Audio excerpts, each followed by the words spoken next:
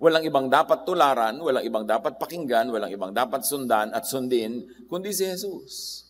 Sumusunod lang tayo sa iba, hanggang sila rin ay sumusunod kay Jesus. Pero pag mayroon na silang turong hindi ayon kay Jesus, dapat di tayo malito. Kahit pa marami silang turo na ayon kay Jesus, doon sa mga hindi ayon, hindi na tayo dapat sumusunod because the model is Jesus. John 1:14, the Word, meaning Jesus, became a human being and lived here with us. We saw His true glory. And that was the glory of the only Son of the Father. From Him, all the kindness and all the truth of God have come down to us. So kung ano man ang kulang sa pagpapakilala ng mga naunang guro, o kasabay, o sumunod, yun ay pinuno ni Jesus. Kung merong dapat ipaalam sa atin ng Ama tungkol sa kanyang sarili, kanyang kabutihan, kanyang kabaitan, kay Jesus niya pinadaan kasi hindi naging matapat ang lahat sa pagpapakilala sa Diyos. Marami sila mga idinagdag, ibinawas, hindi mo na makilala ang Diyos pag sa mga relihiyon ka nakinig. Kaya ipinadala si Jesus para ituwid ang lahat ng mga baluktot na pag-aakala ng mga tao tungkol sa Diyos. All the kindness and all the truth of God came down to us through Jesus. Therefore, all other teachers and teachings must submit to Jesus. Kailangan pa bang i-memorize yan? Paano po yung teaching ni ganito kontra sa teaching ni Jesus? Sino ba namatay para sa'yo sa krus? Sino ba ang anak ng Diyos? Sino bang isinugo na kinatawan ng Diyos na nagpapakilala sa atin ng buong kabutihan ng Diyos? Kasi marami mga religious teachings and teachers na may mga katuruan silang kanila lang, hindi sang-ayon sa katuruan ni Jesus. Bagamat sa tradisyon ng mga relihiyon, ng simbahan, maging ng Christianity, kasama na sila sa doktrina. Pero ang dapat tanungin, lahat ba ng itinuturo nila, bagamat sila ay very godly at sila ay kinilala, pero lahat ba yan talaga maka-Jesus? The model is Jesus, which means Christians are to subordinate all other teachers to Jesus and all other teachings. Kaya sabi ni Jesus, ang buong diin sa John 14:6, I am the way, not them. I am the truth, not them. And I am the life, not them. The only way to the Father is through me. How clearer can you get? Yung iba, hindi makarating sa langit, hindi makarating sa kalangitan, hindi makarating sa heaven, there and heaven in the heart, dahil ang sinusundan nila hindi si Jesus. Ibig sabihin, hindi sila makarating sa buhay na payapa, tahimik, hindi sila makarating sa portion na sila ay tiwasay na tungkol sa kanilang spirituality, lagi pa silang takot na baka mabulid, takot sila na baka bumalik na naman sa impyerno, matanggalan ng kaligtasan, kasi ang ginagawa nilang way to the Father is not Jesus. Ang ginagawa nila, iba. Yung iba na, oras na nagkamali ka, hell ka na naman. Oras na nadapa ka, hindi ka na naman anak ng Diyos. Hindi nga talaga sila makakarating sa Father that way. Kaya sabi ni Jesus, I am the way, walang iba. Christians are to be like Christ. 2 Corinthians 3:18, and we all are being transformed into His image with ever-increasing glory. Buong buhay, hindi ka nakukumpletong maging kawangis ni Jesus, pero dapat dagdag ng dagdag ang pagiging kamukha mo ni Jesus. Para masabi ni Gandhi na, I like your Christ and I like your Christians because your Christians are so like your Christ. Christians are to grow into Jesus likeness, not into Pharisee likeness. But the sad truth is, marami mga tao, oras na nagbiblia, nag-Bible study, naging religyoso na Bible-based, mas nagiging mukhang Pharisee. Napanghusga, mapaghiwalay sa kapwa, pinopromote lang ang sarili, away-awayan ng mga doktrina, batuhan, maraming religious wars within Christianity kasi nagiging kamukha sila ng Pharisee, hindi ni Jesus. The challenge really is to know Jesus apart from historical, traditional Christianity. Because in the last 2,000 years, ang dami na rin inimbento ng Christianity, lahat ng sekta, lahat ng kongregasyon, ng mga katuroang hindi naman maka-Jesus, kundi maka-Pharisee. Kaya dapat balikan talaga si Jesus. to get reacquainted with Jesus alone. Hindi Jesus na maraming kasama. Jesus alone. Mag-isa siyang namatay sa krus. Mag-isa siya na nabuhay na muli. Dapat mag-isa ang pagkilala natin sa Kanya na hindi matakpan ng anino ng iba si Jesus sa pagkilala natin sa Kanya. And then to imitate Jesus alone. Huwag pagsabong-sabungin ang mga katuroan ni Jesus sa katuroan ng iba kasi hindi naman katulad ng iba si Jesus. He stands apart. He is in a class by himself. Jesus is not self-righteous and judgmental. Pero hindi ba yung kabaliktaran niya na nangyayari? Matuto lang ng 3 verses. Nagiging self-righteous and judgmental na. Kaya sabi ni Jesus sa Matthew 7:1, do not judge. At napakaraming mga examples, teachings, and episodes na ipinapakita yan na si Jesus ay hindi judgmental. Even the woman caught in the act of adultery, that the whole town was going to stone to death, matapos siyang iligtas ni Jesus sa mga bato na yon, sabi niya sa babae, o nasa na yung mga umuusig sa iyo? Wala na po sila. Sabi niya, neither will I condemn you. Go home and live your life of sin. Hindi niya kinonsinte yung kasalanan, pero hindi din niya kinondemn. Sabi niya, umuwi ka na, bagong buhay ka. Jesus is not sectarian or congregational. Mark 9:38-40, sinabi sa kanya ni Juan, Guro, nakakita po kami ng isang taong nagpapalayas ng mga demonyo sa pamamagitan ng inyong pangalan. Pinagbawalan namin siya dahil hindi natin siya kasamahan. Ngunit sinabi ni Jesus, huwag niyong pagbawalan, sapagkat ang sino mang hindi laban sa atin ay panig sa atin. Ang linaw, nung palang panahon ni Jesus, ang mga alagad niya, sectarian na, congregationalist na, may gumagawa ng mabuti, nagpapalayas ng masasamang espiritu, at sa pangalan ni Jesus, pinigilan nila, hoy, hindi ka namin kagrupo. Separate kami sa iyo. Hindi ka kami. We don't care na ipinipreach mo rin ay si Jesus. We don't care na gumagawa ka ng mabuti, basta't hindi ka namin kasama, tumigil ka. At sabi ni Jesus, huwag niyong gawin yan. Hindi natin sila kalaban. Pero ngayon, ano nangyayari? Sekta-sekta, grupo-grupo, contest-contest. Nakakarinig na ba kayo ng mga Christian group sa pinupuri yung kabilang Christian group? Di ba? Puro pintas. Kasi na itinuturo sa pulpito, mamintas. Pintasan ng iba. Pasayahin ang sarili na tayo lang ang tama, tayo lang anak ng Diyos, tayo lang ang papakasalan ni Jesus. Ganyan. So, yun ang tumatanim sa utak ng mga nakikinig. Nagiging mapanghusga at mapaghiwalay sa mga kapwa na nanalig din naman kay Jesus. Ang hilig-hilig pa nating, Pastor, ito pa yung auntie ko, sinama ko ngayon dito. Unbeliever po. Gusto kong matulaw pag may ganun. Yung nadidilig pa nung tao, tinatawag siya nung nagsama sa kanya na unbeliever. Naniniwala ba siya kay Jesus? Opo. Di believer siya. Iba lang ang sekta niya. Ano ka ba? Napakakitid ba ng believer sa'yo? Yung tayo lang? Kaya 100 taon na ang biblical Christianity sa Pilipinas, kakonti-konti pa natin compared sa iba. Dahil sa mga ugali na yan. Dahil sa mga pamamaraan natin na yan na nakaka-turn off sa marami. John 10:16, kaya nilinaw ni Jesus sa kanyang mga alagad na feeling exclusive. I have other sheep that are not of this sheep pen. I must bring them also. They too will listen to my voice, and there shall be one flock and one shepherd. Sabi, hindi lang kayo ang anak ng Diyos. Marami pa. At isasali natin sila para merong isang pamilya ng Diyos. So Jesus definitely is not exclusivist, not separatist. Mahilig siyang makipag-isa, makianib sa mga naniniwala sa Ama natin sa langit.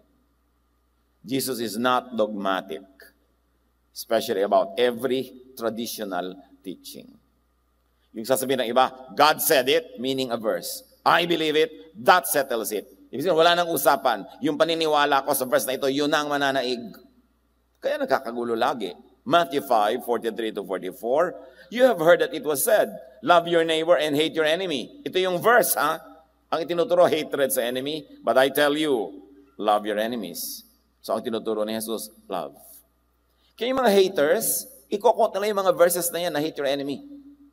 Pero remember, may sinabi na si Jesus na, but I tell you, ako ang nagsasabi sa inyo, love your enemies. So, paano ka magiging dogmatic about every verse kung napakaraming verses ang minodify ni Jesus, pinalambot, pinabait, kaya nga siya'y pinadala para ipakilala ang buong buo at tunay na kabutihan ng Diyos. Pag ginawa mo every verse na poon, ang ending niyan, marami kang pagsasabong-sabongin na verses. Kasi marami talaga mga magkakasalungat na ideya. Sinabi ni ganon, sinabi ni ganyan, sa ganung panahon, sa ganitong panahon, magkakaiba yan. Tapos pagsasama-samahin mo sa loob ng utak mo, kaya litong-lito ang mga tao. Kaya mahalaga, si Jesus ang mangibabaw. And very importantly, Jesus is flexible. In fact, even on the Sabbath, which is a very important institution in the Jewish religion, kasama pa sa Ten Commandments na nakadambana, pero sabi ni Jesus, Sabbath was made for man, not man for the Sabbath. Kaya kayo binigyan ng Sabbath para kayo mapahinga, hindi para gawin yung amo ang Sabbath na nakakapagod ng i-observe. Nabaligtad ang purpose. Imbes kayo mapahinga, napagod kayo sa pag-observe niyan. Kaya sabi niya, kung may magagawa kayong mabuti, Sabbath or not, do it. Magiginhawa kayo, gawin ninyo. Pinakamahalaga yun na tradisyon nila. So you see, hindi naman sinasanto ni Jesus lahat ng verses. Binigyan niya ng bago, makabuluhan, mabait na application ng lahat para makalaya ang mga tao sa bigat ng relihiyon. Jesus is flexible even on dietary laws, another very important aspect of the Jewish religion. Sabi niyang mga religious leaders, bakit kayo kumakain ng hindi naghihinaw, hindi naguhugas ng kamay mga disciples mo? Sabi ni Jesus, alam niyo, nagpaparumi sa tao, hindi yung pumapasok sa bibig niya, kundi yung lumalabas sa kanyang bibig ng mga salita.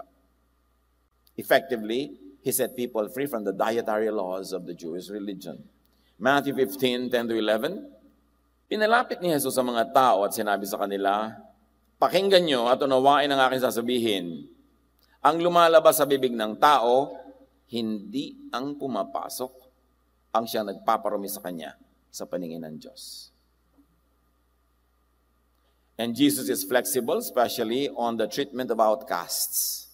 You know, the exclusivist religion of Israel, the so many commandments and minor commandments and major commandments and the traditions created by them over the centuries have excluded so many people. Committed ang kahulugan ng pagiging anak ng Diyos. Lumapad ang highway na patungo sa impyernong inimbento nila. Yung klaseng impyerno na dahil lang sa hindi nasusunod ang kanilang mga teaching, impyerno ka na. Kaya napakarami tuloy tao outcasts. Parang ang highway napakalapad, ang pwedeng walang daanan yung puting linya sa gitna. So maraming hindi pwedeng tumungtong doon, nahuhulog sila. Mark 2:15-16. While Jesus was having dinner at Levi's house, many tax collectors and sinners were eating with him and his disciples, for there were many who followed him. When the teachers of the law, who were Pharisees, saw him eating with the sinners and tax collectors, they asked his disciples, why does he eat with tax collectors and sinners? In other words, they wouldn't. Takang-taka sila si Jesus na spiritual leader and teacher ay nakikisalong kumain sa mga tinatawag nilang mga makasalanan. And why not? Bakit sila ba hindi makasalanan? Pare-pareho lang, iba-iba lang ng itsura yung kasalanan, pero ang ending pare-pareho lang. Pero hiwalay ng mga religious leaders ang sarili nila sa karamihan ng mga tao para iangat sila, kinailangang ibaba ang marami. Kaya si Jesus doon nakisalamuha sa mga nasa baba para iangat sila. Parang siso tuloy yan eh. Nung iniangat yung nasa baba, bumaba yung nasa taas. Kaya nagagalit yung mga religious leaders. Jesus is not racist. Hindi siya namimili ng tao ayon sa kulay ng balat o lahi o ethnicity. John 4:7-9, may isang Samaritanang dumating upang umigib sa balon. At sinabi ni Jesus sa kanya, maaari bang makiinom? Wala noon ang kanyang mga alagad dahil sila'y bumili ng pagkain sa bayan. Sinabi sa kanya ng babae, ikaw ay Hudyo at Samaritana naman ako. Bakit ka humihingi sa akin na inumin? Sinabi niya yon sapagkat hindi nakikihalubilo ang mga Hudyo sa mga Samaritano. You see the racism of this religion.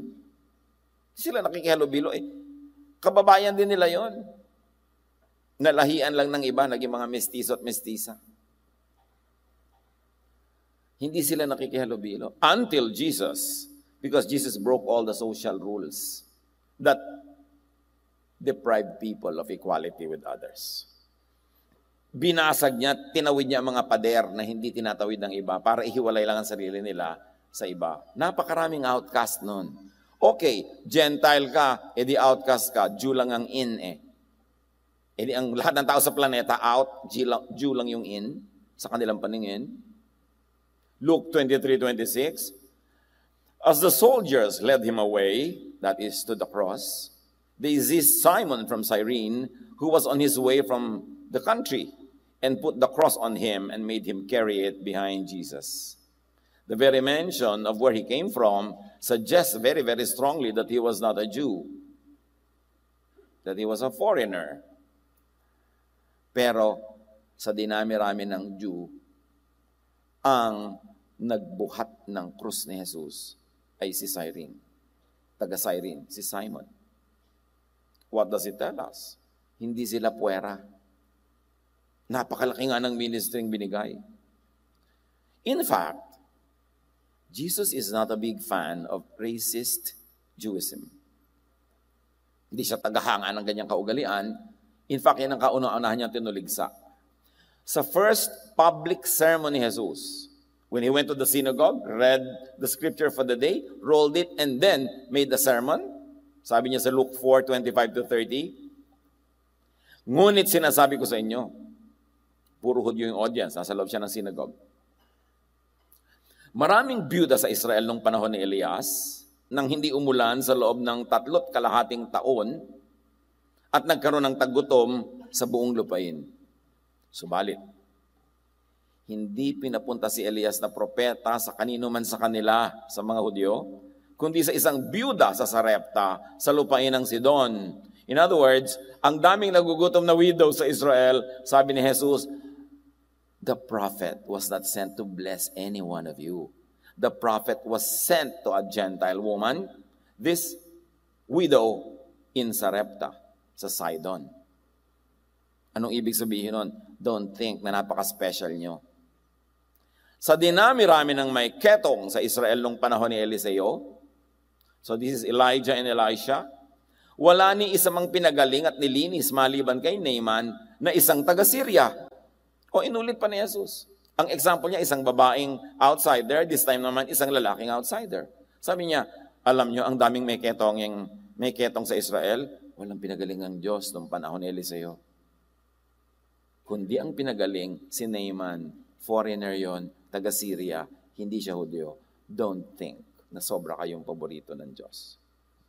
Nagalit ang lahat ng nasa sinagoga nang marinig ito. Nagsitayo sila at itinaboy nilang palabas papunta sa gilid ng bundok na kinatatayuan ng bayan upang ihulog siya sa bangin. Ngunit dumaan siya sa kalagitnaan nila at umalis. Nilampasan ni Jesus yung mga tao. Napaka-poetic language na nilampasan niya yung mga Jew and their traditions and their anger to do His mission. Ipinamukha niya sa Israel, yes, mahal kayo ng Diyos, syempre, pero hindi lang kayo. And don't think so special. Bulag ba kayo sa kasaysayan na sa lahat ng babalikan ninyong kasaysayan, ang daming pagkakataong ipinakita ng Ama sa Langit na mahal niya ang mga non-Israelites? Katulad nga sa example na binigay ko. Nagalit sila, papatayin nila si Jesus. First message pa lang ni Jesus, papatayin na eh. Itutulak na sa bangin. Kasi hindi niya kinukonsente yung racism, yung sobrang ethnocentrism, and the superiority complex that these people have over all other races on earth. Jesus is not sexist. Alam niyo yung sexist, yung babae, lalaki lang, ganito, ganyan, ang bida lang, itong ganitong gender, blah, blah, blah.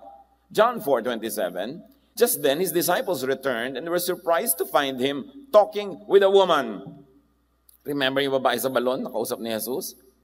The Bible is clear to state that it was a surprising thing then for a man to talk to a woman, and much more for a man like Jesus. So Jesus, by talking to this woman, broke so many barriers. The gender barrier, the cultural barrier, the race barrier?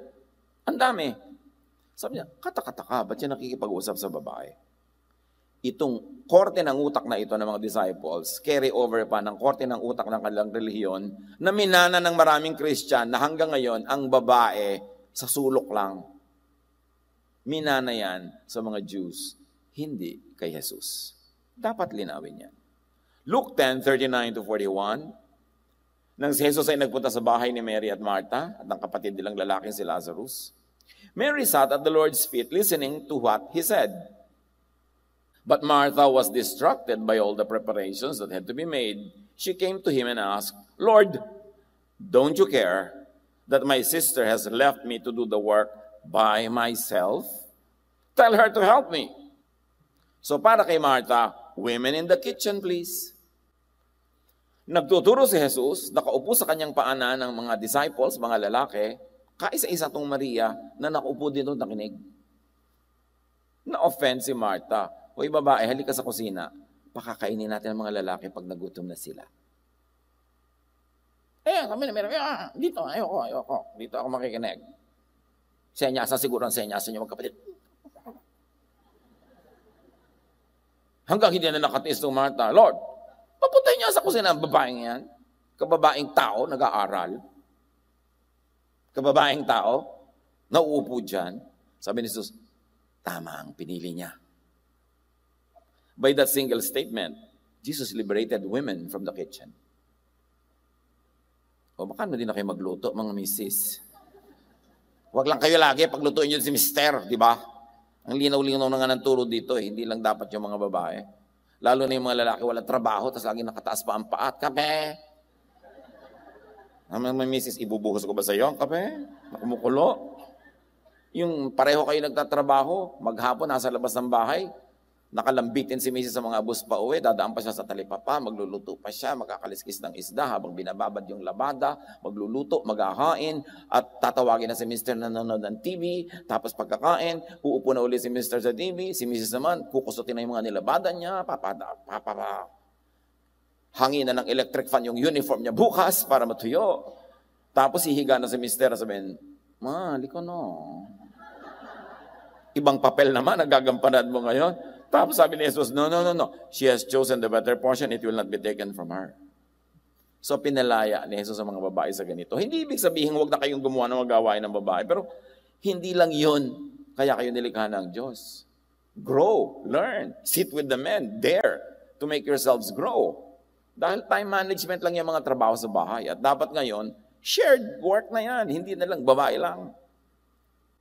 So, sabi niya, Martha, the Lord has answered, Mary has chosen what is better, and that is to sit with the men and study, and it will not be taken away from her. Si Jesus yun. Mga misis, ano bang memory verse nyo? Luke 10:39-41. Luke 8:1-3. After this, Jesus traveled about from one town and village to another, proclaiming the good news of the kingdom of God. The 12 were with him, and also some women. These women were helping to support them out of their own means. Nakita niyo itong mga babaeng kasama ni Jesus, hindi sila mga dekorasyon. Active sila sa ministry. Sa katotohanan, sila ang nag-finance ng mga gawain. Ibig sabihin, meron sila mga trade, may mga hanap-buhay sila. Hindi sila mga dependents. Ganun yung mga babae na these are the women of Jesus. The women in Jesus' ministry and in His world. Mga go-getters, achievers. At alam nyo, ibig sabihin, para kasumunod-sunod kay Jesus, from Galilee to Jerusalem, may kalayuan din yun. Ilang araw, ilang buwan yan. Ibig sabihin, they liberated themselves from so many domestic work. By management of their households, they are able to make their households run, and they too have their own ministries. Hindi sila nakulong doon. Kaya maraming ayaw kay Jesus kasi binabasag niya yung mga power structures. At syempre, sa power structure na yan, nandun yung Jew, nandun yung lalaki, at nandun yung religious leaders. Everybody else, sunod-sunuran na lang. And as if to really emphasize the importance of women to Jesus, when Jesus rose from the dead, the most important historical event of all time, ang unang-unan niyang pakitaan ng kanyang sarili ay si Maria Magdalena, isang babae. Walang disciples na nandun na lalaki. At sabi niya, tell the disciples, tell them that I have risen, I will meet them somewhere. So it really means that Mary Magdalene was the one who declared the resurrection. To the men, the disciples, and then through this men to the world. This was a lady. A very important element in the Jesus ministry. Jesus is not oppressive to minorities and to the weak. Sa society, di ba, lagi may api-apihan, kawawaan. At ito yung mga outsiders, the ostracized, the marginalized, the maligned, the judged, the vilified, the demonized. Ang society, laging lumilikha ng mga aswang. Ang pangit-pangit, kumakain ng atay, masamang ugali, hindi pagtitiwalaan, yun yung nilikhang image. Kasi ang aswang is really the bad side of humanity projected by one side to others. May nagtanong pa sa akin, so wala pong totoong aswang. Mag-research ka na lang kung meron talaga.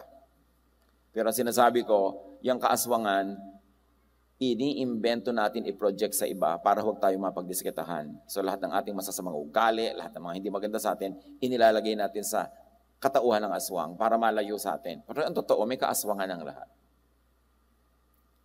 May mga kasamaan tayo lahat ng ugali. Meron tayong mga di magagandang ginagawa. Pero para hindi tayo mapansin, iimbento tayo ng mga figures. At sa mga bayan-bayan, lalo sa mga traditional towns, lagi may ganun, yan ang masamang babae, yan ang masamang lalaki. Para sila lagi ang mapag-usapan at hindi ikaw. Jesus has liberated those minorities and the weak from the darkness. Jesus included the excluded. Kaya mga children na laging puwera, sabi niya, bring the children to me. Yung mga babaeng dinudugo na unclean, hinawakan siya, gumaling. Yung mga lepers, mga outcast, mga unclean, yung mga demon-possessed, yung mga pinuntahan niya, kasi sila lahat yung puwera. Ang lipunan, parang banyo, tiles, parang ang linis-linis sa malayo. Pero pag sinilip mo ang bawat siwang at pagitan ng bawat tiles, ang daming nakatira dyan ng mga mikrobyo. These are the people who fall in the cracks. So in society, even in polite society, in civilized society, so many people fall in the cracks. At yun ang mga binigyan ni Jesus ng dignity. Mark 14:12-13, Jesus' disciples asked him, where do you want us to go and make preparations for you to eat the Passover? So he sent two of his disciples, telling them, go into the city. A man carrying a jar of water will meet you. Follow him. Ituturo niya sa inyo kung saan tayo gagawa ng ating hapunan. Sa biglang tingin, parang nothing unusual here. But a man carrying a jar of water is most unusual. It was women who did that. Ang lahat ng umiigib, babae, nagpapasa ng palayok, babae, lahat ng ancient cultures, babae yan. And here is a man who is carrying a water jar. Can you imagine how weird this is? How different this is? Pero yun ang pinili ni Jesus na susundan ng mga disciples. Jesus dignified and included and enlisted in his ministry the people that society would usually not include. Yun si Jesus. Kilala ba natin talaga siya? Unlike many Christians in history and even today, Jesus is not fond of the Pharisees or Pharisiness, as we have always harped about.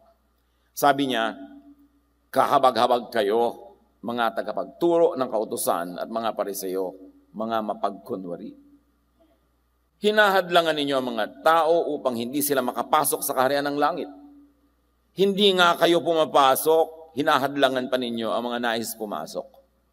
Ito yung pagpasok spiritually or physically, if you like to say it, but also emotionally. Paano ka papasok sa kaharian ng langit emotionally na ikaw ay payapa, tahimik, tiwasay? Sabi niya, hindi nyo binibigyan ng katiwasayan ng mga tao, hindi nyo binibigyan ng kapayapaan, lagi nyo inuusig, lagi nyo pinapagalitan, lagi na lang ninyong minamasama. So hindi sila makapasok sa kaharian ng langit, ng kapayapaan, katahimikan ng loob. Kasi ginagawa nyo yan dahil kayo man hindi kayo makapasok. Hindi kayo pumapasok at hinahadlangan nyo lahat ang iba na makapasok. Sa gabal kayo, hindi kayo kasangkapan para makarating sa paghahari ng Diyos ang mga tao. Inuubos ninyo ang kabuhayan ng mga byuda at ang dinadahilan ninyo ay ang pagdarasal ng mahahaba. At dahil dito'y lalo pang bibigat ang parusa sa inyo. Ang kausap ni Jesus, religious leaders, hindi yung mga makasalanan sa kalye. Nilalakbay ninyo ang karagatan at ginagalugad ang buong daigdig. Makahikayat lamang kayo ng kahit isang hentil sa pananampalataya ng mga Hudyo. Gusto nyo mag-convert. Ngunit, kapag ito'y nahikayat na, ginagawa nyo silang masahol pa at lalong dapat parusahan sa impyerno kaysa sa inyo. Sabi niya, panayang mission nyo, panayang convert nyo, pero pag na-convert nyo, ginagawa nyo ang anak ng impyerno. Pinupuno nyo ang puso ng galit, ng takot, ng guilt. Sabi ganon, kaya doble ang parusa sa inyo. Hindi napapabuti, napapasama ang mga dinadapuan ninyo. Ang linaw ni Jesus dyan. Kahabag-habag kayo, mga bulag na taga-akay, mga bulag, mga hangal, sabi ni Jesus. Nagbibigay kayo ng 10 bahagi ng maliliit na halaman, ngunit kinakaligtaan naman ninyong isagawa ang mas mahahalagang turo sa kautusan, ang katarungan, ang pagkahabag, at ang katapatan. Dapat ninyong gawin ang mga ito nang hindi kinakaligtaan ang ibang utos. You are majors of minors. You go to war for little doctrines, but the biggest doctrine of all, love, is not in your heart nor in your agenda. Mga bulag na taga-akay, patuloy ni Jesus, sinasala ninyo ang kulisap sa inyong inumin, ngunit nilulunok naman ninyo ang kamelyo. Ang seselan nyo sa mga walang kwenta at maliliit na bagay, tapos yung malalaking bagay, nagagawa ninyo. Nililinis ninyo ang labas sa tasa at pinggan, ngunit ang mga yun ay puno ng kasakiman at pagiging makasarili, bulag na pariseyo, sabi ni Jesus. Linisin mo muna ang nasa loob ng tasa at pinggan at magiging malinis din ang labas nito. Ang katulad ninyo yung mga libingang pinaputi, magaganda sa labas, ngunit ang loob ay bulok at puno ng kalansay. Ganyang-ganyan kayo. Sa paningin ng tao ay mabubuti, ngunit ang totoo ay punong-puno ng pagkakunwari at kasamaan. These are the words of Jesus. And he was not angry for nothing. Galit na galit siya sa organized religion of his time kasi walang ginawa kundi pahirapan ang buhay ng mga tao. Unlike many Christians in history and even today, Jesus is not a believer and endorser of every prophet and teacher. Hindi katulad ngayon na naginip lang propeta na. Bumili lang ng suka, isa na siyang disipulo. Tapos kung ano-ano tinuturo, mabuti sana kung ang itinuturo, turo ni Jesus. Mano naman na nag-aaral lang sa ilalim ng puno ng saging. Kung ang itinuturo naman, turo ni Jesus. Pero hindi kung ano-ano. Nang ending, pahirap. Pampasikip ng loob.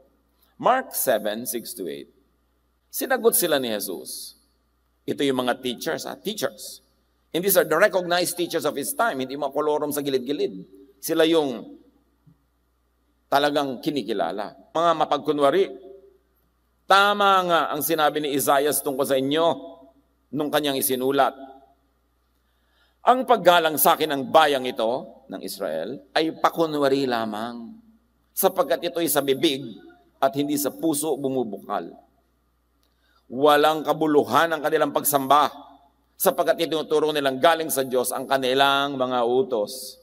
Binabaliwala ninyo ang utos ng Diyos at ang sinusunod ninyo yung mga tradisyon ng tao. Ito ang panunuri ni Jesus sa relihiyon, lalo na nung kanyang panahon. Sabi niya, mga turo nyo, imbento. Mga doktrina nyo, imbento. Hindi yan galing sa Ama. Kaya kailangan pa ako ipadala dito para ituwid yan.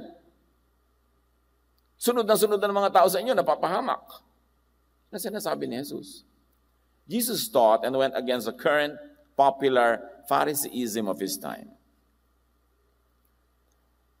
Yan ang tinuligsa ni Jesus. Yung impluensya ng mga Pariseyo at ng tradisyon ng kanilang bayan.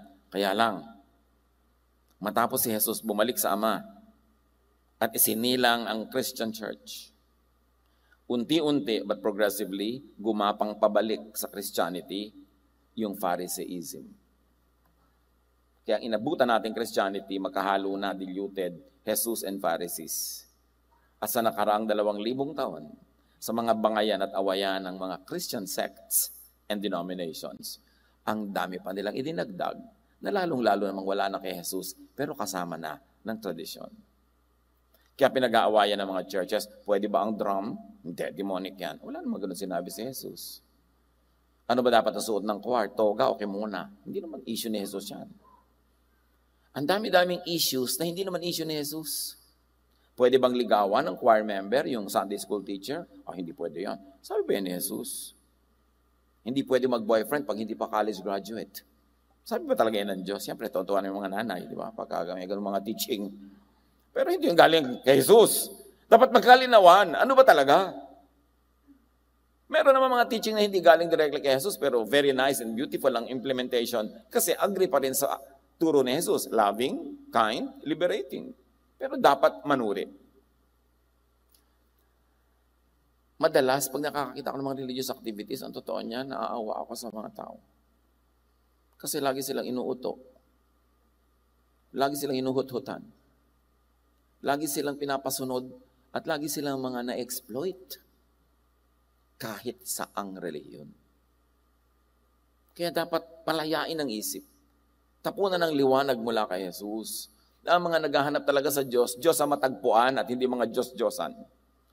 So much needless burdens and suffering, so much needless divisions and quarrels and fights and wars, and so much needless cruelty, violence, and murder. Ang daming religious wars. And in the Christian churches, maglingkod ka man ng 30 years, pagka sa 31st year, nagkamali ka, nadapa ka, ang mga kapatiran ng unang lalapa sa'yo. Sila mag-uusap-usap tungkol sa'yo, magchichismis tungkol sa'yo, at sisipain ka at ititiwalag ka. It could be a very thankless kind of involvement. Kasi nga, umiiral yung Pharisee. Kukuha ng verse para ibato sa'yo. Tulad ng gusto nilang gawin ng mga batuhin yung babaeng caught in adultery. And kung gusto nyo talagang mambato, hindi kayo maubusan ng makukuha verses pambato. Pero yung ba ang ginawa ni Jesus? That's why it's important to bring Jesus back into Christianity. Nung unang panahon, yung mga Hudyo na naging Kristiyano at mga Hentil na naging Kristiyano, di nagsama sa isang church. Gera mondial. Yung mga Hudyo, gusto mo na nilang gawing Hudyo, yung Gentile na naging Christian. And even the issue of circumcision. Yung mga Hudyong lalaki, siyempre, tinutuli. Yung mga Gentile, hindi. Yung mga Gentile, naging Christian, kahit ang tatanda na nila, gusto pa ng mga Hudyo, patuli pa sila. So maging Hudyo ka muna, bago ka maging Kristiyano, which is not a Jesus teaching. So matapos sila magtalo, Acts 15:10, tumayo si Pedro. Bakit sinusubok niyo ang Diyos? Bakit ninyo iniaatang sa mga mananampalataya na Gentiles ang isang pasaning hindi na kayang dalhin ng ating mga ninuno at hindi naman natin kayang pasanin? Sabi niya, magkatotoo tayo dito, magpakatotoo tayo. Ang mga ninuno natin, hindi nasunod lahat ng mga kautosan natin relihiyon. Tayo man din natin nasusunod. Tapos yung mga Gentiles na hindi Hudyo, papasunurin nyo pa rin. Anong klaseng pahirap ang gusto nyong gawin? Kaya sabi ni Gandhi, I like your Christ, I do not like your Christians. Your Christians are so unlike your Christ. I like your Jesus, I do not like your Christians. Your Christians are so un-Jesus, so Pharisaic.